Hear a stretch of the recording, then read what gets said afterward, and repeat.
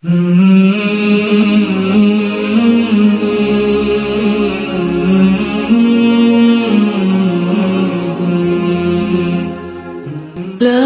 إله إلا الله محمد رسول الله.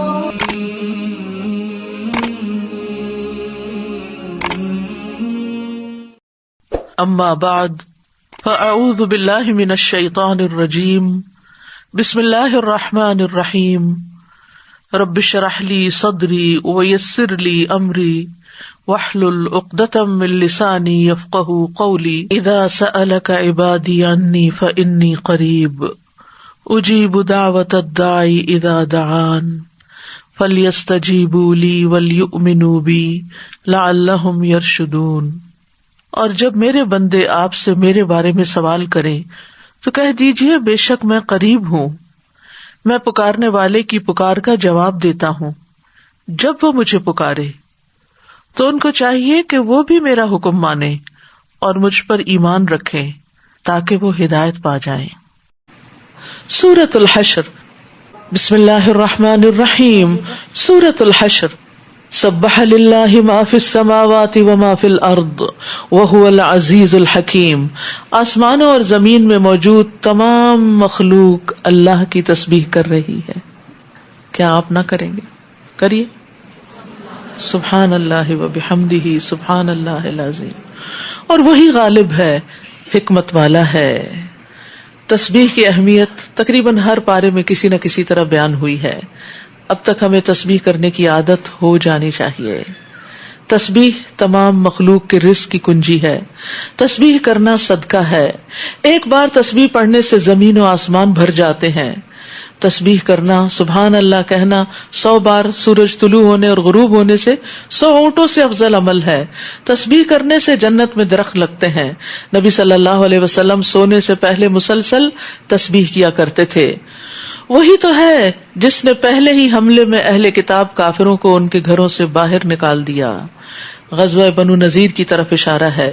تمہیں یہ خیال بھی نہ تھا کہ وہ اپنے گھروں سے نکل جائیں گے، اور وہ بھی یہ یقین کیے بیٹھے تھے کہ ان کے قلعے انہیں اللہ کی گرفت سے بچا لیں گے، مگر اللہ نے ایسے رخ سے انہیں آ لیا جس کا انہیں گمان بھی نہ تھا، اور ان کے دلوں میں ایسا رعب ڈال دیا کہ وہ خود ہی اپنے گھروں کو برباد کرنے لگے اور مسلمانوں کے ہاتھوں بھی کروانے لگے. پس اے اہل بصیرت عبرت حاصل کرو. چونکہ بنو نذیر نے نبی صلی اللہ علیہ وسلم کے ساتھ غداری کی تھی، جب آپ دیت کے سلسلے میں ان کے پاس گئے تو انہوں نے نبی صلی اللہ علیہ وسلم پر پتھر گرا کر آپ کو ہلاک کرنے کی کوشش کی. تو اس کے بعد انہیں مدینہ سے پھر نکال دیا گیا.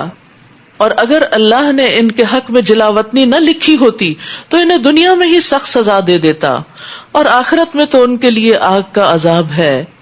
یہ اس لیے ہوا کہ انہوں نے اللہ اور اس کے رسول کی مخالفت کی، اور جو اللہ کی مخالفت کرے تو اللہ انہیں سزا دینے میں بہت سخت ہے.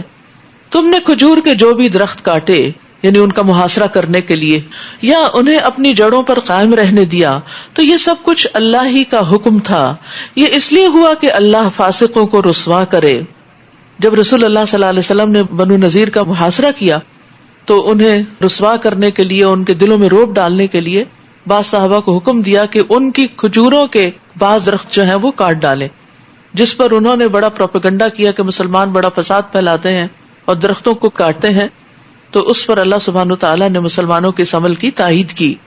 اور ان یہودیوں کے اموال سے جو کچھ اللہ نے ان سے اپنے رسول کو دلا دیا، جن کے لیے نہ تم نے گھوڑے دوڑائے تھے اور نہ اونٹ، یعنی تم نے باقاعدہ جنگ نہیں کی تھی، بلکہ اللہ ہی اپنے رسولوں کو جس پر چاہتا ہے مسلط کر دیتا ہے، اور اللہ ہر چیز پر قادر ہے. اس کو اموال فے کہا جاتا ہے. غنیمت وہ ہوتا ہے جو لڑائی کے بعد حاصل ہوتا ہے، اور فے جو لڑے بغیر حاصل ہوتا ہے. تو اس کو نبی صلی اللہ علیہ وسلم کی ڈسکریشن پہ چھوڑ دیا گیا. نبی صلی اللہ علیہ وسلم اس میں سے ازواج کو سالانہ خرچ دیتے، باقی جو مال بچتا اس سے سامان جنگ خریدتے، گھوڑوں وغیرہ پر خرچ کرتے تاکہ اللہ کے راستے میں کام آ سکیں. اللہ ان دیہات والوں سے جو مال بھی اپنے رسول کو دلا دے، وہ مال اللہ، رسول، قرابت والوں، یتیموں، مسکینوں اور مسافروں کے لیے ہے، تاکہ وہ مال تمہارے دولت مندوں ہی کے درمیان گردش نہ کرتا رہے. اور جو کچھ تمہیں رسول دے وہ لے لو، اور جس سے روکے اس سے رک جاؤ، اور اللہ سے ڈرتے رہو، اللہ یقیناً سخت سزا دینے والا ہے۔ یہاں پر آپ دیکھیے کہ بہت واضح طور پر نبی صلی اللہ علیہ وسلم کی اتھارٹی بتا دی گئی ہے، قائم کر دی گئی ہے کہ جو رسول تمہیں دیتے ہیں، جو حکم دیتے ہیں، جو کام کرنے کو کہتے ہیں، اس کو پورا کرو۔ اور یہ حدیث کی حجیت پر، یعنی حدیث کے حجت ہونے پر، دلیل ہونے پر ایک بہت بڑی دلیل ہے۔ للفقراء المہاجرین الذین اخرجوا من دیارہم واموالہم، نیز فے کا یہ مال ان محتاج مہاجرین کے لیے ہے جو اپنے گھروں اور اپنی جائیدادوں سے نکالے گئے، یعنی مہاجرین جو مکہ سے آئے۔ وہ اللہ کا فضل اور اس کی رضا چاہتے ہیں، وہ مال حاصل کرنے نہیں آئے، مال غنیمت یا مال فے کے لیے انہوں نے گھر بار نہیں چھوڑے، وہ تو اللہ کی رضا کے لیے آئے تھے، اور اللہ اور اس کے رسول کی مدد کرتے ہیں۔ ہم اب وقت تیار رہتے ہیں کہ جب کوئی کال آئے تو فوراً حاضر ہو جاتے ہیں۔ یہی لوگ سچے ہیں جو قربانی کے درجے پر دین کی خدمت کرتے ہیں۔ اور ان لوگوں کے لیے بھی جو ان کے آنے سے پہلے ہی مان لا چکے تھے، انصار کی طرف اشارہ، انصار مدینہ، اور یہاں دار الہجرت میں مقیم تھے، جو بھی ہجرت کر کے ان کے پاس آئے وہ اس سے محبت کرتے ہیں، آنے والوں کو اپنے لیے بوجھ نہیں سمجھتے، اور جو کچھ انہیں مال فے سے دیا جائے وہ اپنے دلوں میں اس کی کوئی حاجت نہیں پاتے۔ جیسے مہاجرین کو مال کی خواہش نہیں تھی، ایسے ہی انصار بھی مال کی خاطر دین کی خدمت نہیں کرتے تھے، اور ان مہاجرین کو اپنی ذات پر ترجیح دیتے ہیں، خواہ خود فاقے سے ہوں۔ اور جو شخص اپنے نفس کی حرص سے بچا لیا گیا تو ایسے ہی لوگ کامیاب ہیں۔ اس آیت کے شان نزول میں ایک مشہور واقعہ بیان کیا جاتا ہے کہ نبی صلی اللہ علیہ وسلم کی خدمت میں ایک شخص حاضر ہوا اور کہا، اللہ کے رسول میں فاقہ زدہ ہوں۔ تو آپ نے اپنے ازواج کے پاس اسے بھیج دیا، لیکن کچھ کھانے کی کوئی چیز نہیں تھی۔ تو آپ صلی اللہ علیہ وسلم نے فرمایا، کیا کوئی ایسا شخص ہے جو آج رات اس کی مہمانی کرے، یعنی اس مہمان کی میزبانی کرے تو اللہ اس پر رحم فرمائے۔ تو ایک انصاری صحابی اٹھ کھڑے ہوئے، کہنے لگے، اللہ کے رسول میں کروں گا۔ پھر وہ انہیں اپنے ساتھ گھر لے گئے اور اپنی بیوی سے کہا، یہ اللہ کے رسول کے مہمان ہیں۔ غریب فقیر شخص، فاقہ زدہ، جس کو تھوڑا سا کچھ کھانے کو چاہیے تھا، اس کو مہمان کا درجہ دیا گیا، اور اس کو آپ نے اپنے گھر والوں کے پاس بھیجا، لیکن کچھ نہ پایا تو انصاری نے اس کو اپنا مہمان بنایا۔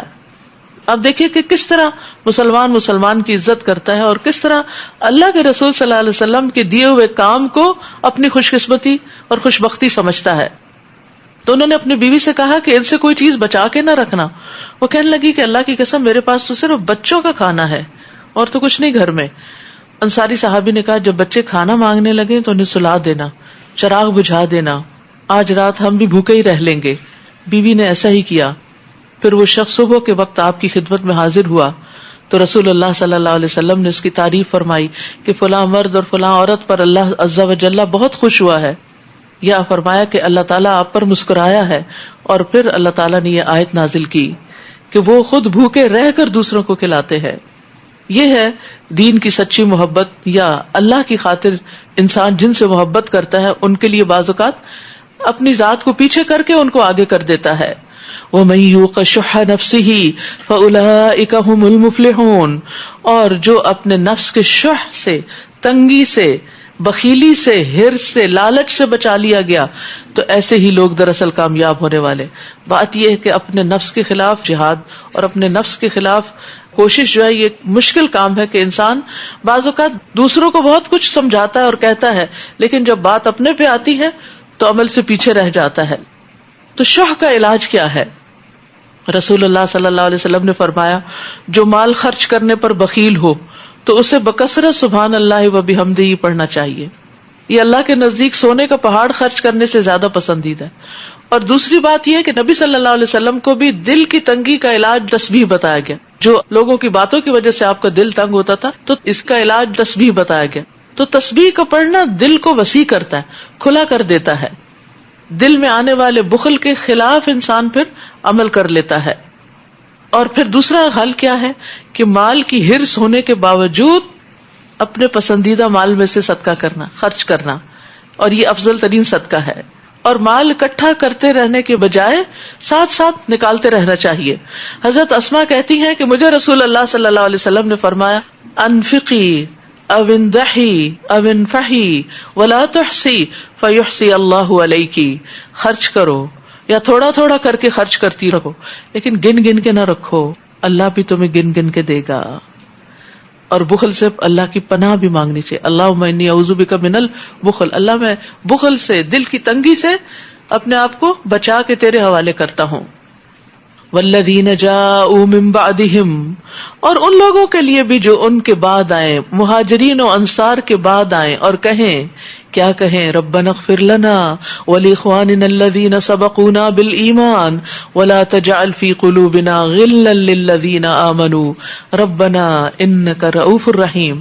اے ہمارے رب، ہمیں بھی بخش دے اور ہمارے ان بھائیوں کو بھی جو ہم سے پہلے ایمان لائے تھے، اور جو لوگ ایمان لائے ہیں ان کے لیے ہمارے دلوں میں کدورت نہ رہنے دے. ہمارے دل میں کسی کے خلاف کوئی حسد، بغض کچھ بھی نہ ہو، کوئی تنگی نہ ہو، ہمارے دل صاف ہوں.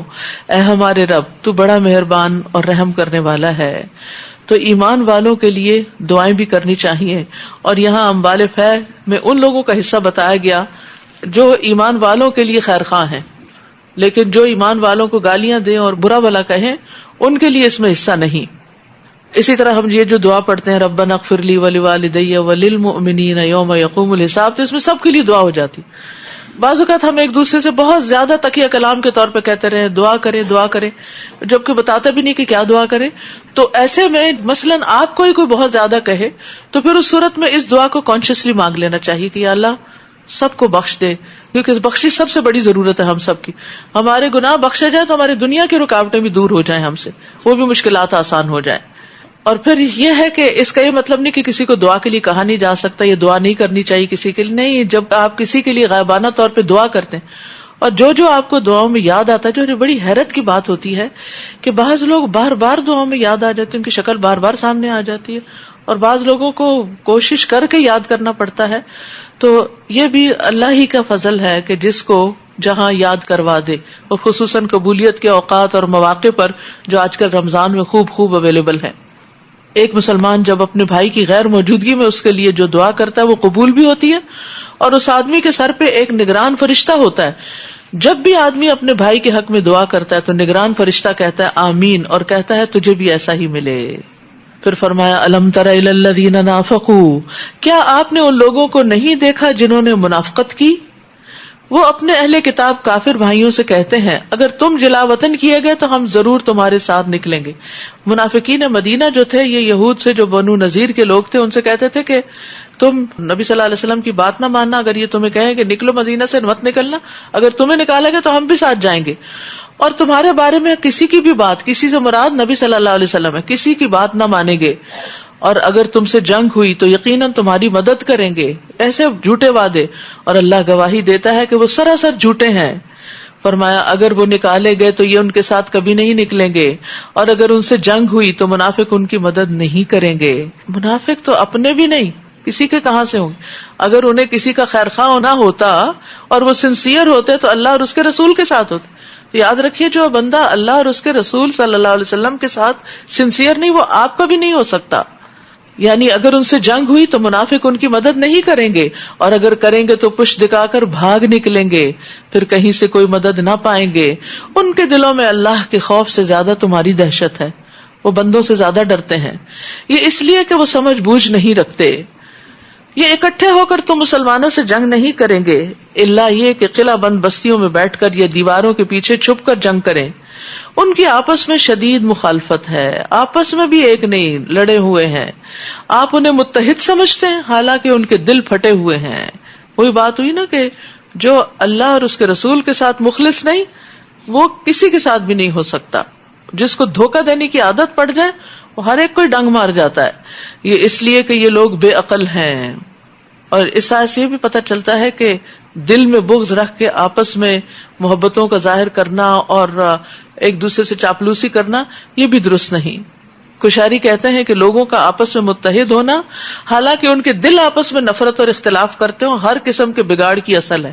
یہاں سے سارا بگاڑ اور فساد نکلتا ہے، اور ہر مشکل موقع پر اللہ کی طرف سے مدد نہ آنے کا سبب ہے. دوسرا یہ ہے کہ بغض کی ممانعت کی گئی ہے، یعنی بغض نہ رکھنے کی تلقین کی گئی ہے. رسول اللہ صلی اللہ علیہ وسلم نے فرمایا تم ایک دوسرے سے قطع تعلق نہ کرو، ایک دوسرے سے روگردانی نہ کرو، ایک دوسرے سے بغض نہ رکھو، نہ ایک دوسرے سے حسد کرو، تم بھائی بھائی ہو جاؤ جیسا کہ اللہ نے حکم دیا ہے. اور یہ ایمان والوں کے ساتھ ہے.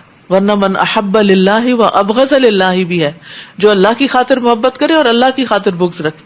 یعنی جب بھی آپ کسی سے کوئی اختلاف کریں یا بغض رکھیں تو آپ اپنے آپ سے پوچھا کریں کہ یہ کیوں میں رکھ رہے ہیں، کیا میری کوئی ذاتی ریزن ہے، کوئی پرسنل ریزن ہے جس کی وجہ سے میں اس بندے سے خار رکھتی ہوں، یا دین وجہ ہے، یا اللہ اور اس کے رسول کی ذات بیچ میں ہے. تو دین کی وجہ سے جو ضد ہوگی وہ تو اپنی جگہ ہے، لیکن اس کے علاوہ کسی مومن کے ساتھ، کسی سچے مخلص انسان کے ساتھ انسان کو چھوٹی موٹی اختلافات اور چھوٹی موٹی ناپسندیدہ چیزوں کی بنا پر نفرت نہیں پال لینی چاہیے، کیونکہ آپس کی عداوت جو ہے یہ دین کو مونڈ دینے والی، خصوصاً وہ لوگ جن کے درمیان کوئی خون کی رشتہ داریاں نہ ہو، وہ کسی اچھے کاز کے لیے اکٹھے ہوئے ہوں تو ان کے دل ایک دوسرے کی طرف سے صاف ہونے چاہیے. تو اگر جڑیں مضبوط ہوں گی تو پھر پودا بھی مضبوط ہوگا. ان کا حال ان لوگوں کا سا ہے جو ان سے تھوڑی مدت پہلے اپنے کیے کا مزہ چکھ چکے ہیں، اور ان کے لیے دردناک عذاب ہے. ان منافقوں کی مثال شیطان جیسی ہے کہ وہ انسان سے کہتا ہے کہ کفر کر، جب وہ کفر کر بیٹھتا ہے تو کہتا ہے میں تجھ سے بری ذمہ ہوں، میں تو اللہ رب العالمین سے ڈرتا ہوں. پھر ان دونوں کا انجام یہ ہوتا ہے کہ وہ ہمیشہ کے لیے دوزخ میں رہیں گے، اور یہی ظالموں کی سزا ہے. یا ایھا الذین آمنوا اتقوا اللہ ولتنظر نفس ما قدمت لغد واتقوا اللہ ان اللہ خبیر بما تعملون. اے ایمان والو، اللہ سے ڈرو، اور ہر ایک کو یہ دیکھنا چاہیے، ہر ایک کو، ہم میں سے ہر ایک کو، کہ اس نے کل کے لیے کیا سامان کیا ہے. دنیا کا کل نہیں، اس کے لیے تو ہم سخت غم رکھتے ہیں اور فکر کرتے رہتے ہیں. آخرت کی کل، اپنی قبر کے لیے کیا تیاری کی ہے اور اپنی آخرت کے لیے کیا تیاری کی ہے، اور اللہ سے ڈرتے رہو. یہاں پر اتقوا اللہ اور واتقوا اللہ 2 دفعہ آیا، اور درمیان میں جو حکم دیا گیا اللہ کے ڈر کے، وہ کیا ہے؟ ہر شخص کو یہ دیکھنا چاہیے کہ کل کے لیے کیا کر رہا ہے. ہم میں سے ہر ایک کو دیکھتے رہنا چاہیے کہ ہم نے اپنی آخرت کے لیے کیا جمع کر رکھا ہے، اور جو کچھ تم کرتے ہو اللہ یقیناً اس سے پوری طرح باخبر ہے. تو یہاں نوے عمل میں جلدی کی ترغیب دی گئی ہے، یعنی انسان کو اس میں تاخیر نہیں کرنی چاہیے، کیونکہ نہیں پتا کل کا دن کیسا دن ہو. وما تدری نفس ماذا تکسب غدا. آج جو اپرچونٹی ہے، آج اس وقت جو موقع ہے وہ کر لیں، کل پہ بات نہ چھوڑیں، کیونکہ کل کا نہیں پتا کہ ہمیں یہ موقع ملے یا نہ ملے. تو آخرت کی تیاری کرتے کرتے زندگی بسر کرنی چاہیے. زندگی کا ہر دن آخرت کی تیاری کے لیے وقف ہونا چاہیے. اور وہ تیاری کیا ہے؟ قیامت کے دن کے 5 سوالوں کی تیاری. اس عمر کے بارے میں کہ کہاں صرف کی، جوانی کے بارے میں کہاں استعمال کیا، مال کے بارے میں کہاں سے کمایا، کہاں لگایا، اور جو کچھ سیکھا اس پر عمل کتنا کیا. اور یہی نیک اعمال ہوں گے جو کل قبر میں ہمارے کام آئیں گے. نماز، صدقہ، قرآن اور روزہ اور زکوٰۃ اور دیگر نیک اعمال. اور نیک اعمال والوں ہی کو آخرت میں کامیابی کی بشارت دی گئی ہے. والذین آمنوا وعملوا الصالحات اولئک اصحاب الجنہ ہم فیہا خالدون. وہ لوگ جو ایمان لائے اور انہوں نے نیک اعمال کیے وہی جنت والے ہیں، وہ اس میں ہمیشہ رہنے والے ہیں. ولا تکونوا کالذین نسوا اللہ فانساہم انفسہم اولئک هم الفاسقون. اور ان لوگوں کی طرح نہ ہو جانا جو اللہ کو بھول گئے تو اللہ نے انہیں ایسا بھلایا کہ وہ اپنے آپ کو بھی بھول گئے. استغفر اللہ. یہ بہت ہی خطرناک سچویشن ہے، خطرناک کنڈیشن ہے کہ جس میں انسان اپنا آپ بھول جائے. یہی لوگ فاسق ہیں. یعنی جب انسان اللہ کو بھولتا ہے، اللہ کے ذکر سے غفلت اختیار کرتا ہے، یا اللہ نے جس کام کے لیے پیدا کیا جو ہمارا مقصد زندگی ہے، جب انسان اس کو فراموش کرتا ہے تو پھر انسان دراصل اپنا ہی نقصان کر رہا ہوتا ہے. اور پھر انسان اپنے آپ کو جب بھولتا ہے تو اپنے عیب اس کو نظر نہیں آتے، اپنے اوپر کیا رسپانسبلٹیز ہے وہ نہیں پتا چلتا. یعنی خود فراموشی، جیسے کہتے ہیں نا خدا فراموشی کیا ہے؟ خود فراموشی. یعنی اللہ کو بھلانا، اللہ کا ذکر نہ کرنا، اللہ کی عبادت نہ کرنا جس کے لیے اس نے ہمیں پیدا کیا ہے.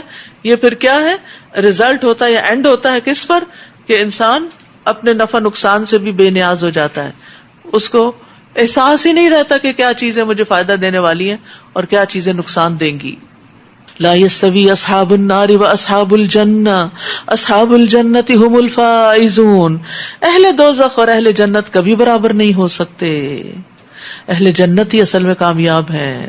نہ ان کی زندگی برابر، نہ سوچیں برابر، نہ اخلاق ایک جیسا، نہ عبادات ایک جیسی، نہ طور طریقے ایک جیسے، اور نہ انجام ایک جیسا. تو کامیاب وہ ہیں جو جنت میں جانے والے کام کریں.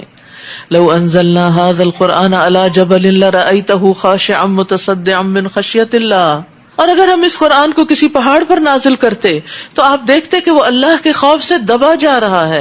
پہاڑ اس کا بوجھ نہیں اٹھا سکتا تھا اور پھٹا پڑتا ہے. اور یہ مثالیں ہم لوگوں کے سامنے اس لیے بیان کرتے ہیں تاکہ وہ غور و فکر کریں. قرآن مجید میں بارہا غور و فکر کی دعوت دی گئی ہے، اور یہاں پر قرآن کے بارے میں غور و فکر اور قرآن کے جو امپیکٹ ہوتا ہے زندگی میں، یا قرآن کیا چیز ہے، اس کے بارے میں غور و فکر بھی بڑا ضروری ہے. اسی آیت سے یہ نتیجہ بھی نکالا جاتا ہے کہ اگر کسی کا دل پتھر کی طرح ہو جائے، پہاڑ پتھر کا ہوتا ہے نا، پتھر کی طرح ہو جائے تو اس کو قرآن کثرت سے پڑھنا چاہیے تاکہ دل پھٹے اور نرم ہو اور اس کے اندر اللہ کی خشیت پیدا ہو. اور اس سے ایک اور بڑی اہم بات پتہ چلتی ہے کہ پہاڑوں کے اندر بھی ایک سینس ہے، ایک احساس ہے، ایک شعور ہے. وہ اپنے رب کو پہچانتے ہیں، جیسے ہدہد نے رب کو پہچانا، جسے مسجد نبوی میں کھجور کا تنا رونے لگا نبی صلی اللہ علیہ وسلم کی جدائی سے، وہ آپ کو پہچانتا تھا. پچھلے دنوں ایک ویڈیو کلپ کسی نے مجھے بھیجی، بہت ہی انٹرسٹنگ تھی، جس میں نیوزی لینڈ کی خاتون نے شیر کے چھوٹے چھوٹے بچوں کو پالا تھا. آپ نے بھی شاید دیکھا ہوگا. اور پھر چونکہ گورنمنٹ لاز کے تحت وہ گھر میں اس کو رکھ نہیں سکتی تھی تو اس کو زو میں بھیج دیا. کچھ دنوں کے بعد جب وہ زو میں گئی تو شیر جب بڑے ہو چکے تھے بھاگتے ہوئے آئے، آوازیں نکالتے ہوئے، اور اس کے گلے سے لپٹ کے جیسے حق کرتے ہیں. تو میں سوچنے لگی کہ اگر ایک جانور اپنے محسن کو پہچانتا ہے، اور اتنی محبت کا اظہار کر رہے تھے کہ مجھے دیکھ کے ڈر لگ رہا تھا کہ کہیں اس محبت میں کھائی نہ جائے، تو اتنی محبت کا اظہار کر رہے تھے، تو میں سوچ رہی تھی کہ ہم کیسے سنگ دل انسان ہیں کہ ہم اپنے رب، اپنے محسن کو نہیں پہچانتے. وہ جس طرح والہانہ بھاگتے ہوئے اس کی طرف آئے، ہم کیوں نہیں بھاگتے ہوئے نیکی کے کام کی طرف جاتے؟ فاستبقوا الخیرات، اور خیر اور بھلائی کی طرف کیوں نہیں جاتے؟ یعنی صرف اس نے بچپن میں ان کو پالا تھا، تو جنہوں نے ہمیں بچپن میں پالا، ہم ان کے لیے کتنے خیر خواہ ہیں، ہم ان سے کتنی محبت کرتے ہیں. یعنی ہم میں سے ہر ایک کو سوچنا چاہیے کہ ہمارے دل میں ہمارے ماں باپ کی کیا ویلیو ہے، کیا قدر ہے، ان کے لیے کتنی دعائیں کرتے ہیں، ان کی طرف سے کتنا صدقہ کرتے ہیں، ان کے بلندی درجات کے لیے کتنا روتے ہیں. جو محسن کو بھول جاتا ہے نا، احسان فراموش ہونا بہت بڑا کفر ہے. جو بندوں کا شکر ادا نہیں کرتا وہ اللہ کا بھی نہیں کرتا. هو اللہ الذی لا الہ الا ہو عالم الغیب والشہادہ هو الرحمن الرحیم. وہ اللہ ہی ہے جس کے سوا کوئی الہ نہیں، وہ غائب اور حاضر ہر چیز کو جاننے والا ہے، وہ نہایت مہربان اور رحیم ہے. وہ اللہ ہی ہے جس کے سوا کوئی الہ نہیں، وہ بادشاہ ہے، پاک ذات، سراسر سلامتی والا، امن دینے والا، نگہبان، ہر چیز پر غالب، اپنا حکم بزور نافذ کرنے والا اور کبریائی والا ہے. اللہ ان باتوں سے پاک ہے جو یہ لوگ اس کا شریک بناتے ہیں. وہ اللہ ہی ہے جو پیدا کرنے والا ہے، سب کا موجد اور صورتیں عطا کرنے والا. اس کے سب اچھے اچھے نام ہیں. آسمانوں اور زمین میں جو مخلوقات ہیں سب اسی کی تسبیح کر رہی ہیں، اور وہ زبردست حکمت والا ہے. وآخر دعوانا ان الحمد للہ رب العالمین. سبحانک اللہم وبحمدک، اشہد ان لا الہ الا انت، استغفرک واتوب الیک. السلام علیکم ورحمۃ اللہ وبرکاتہ.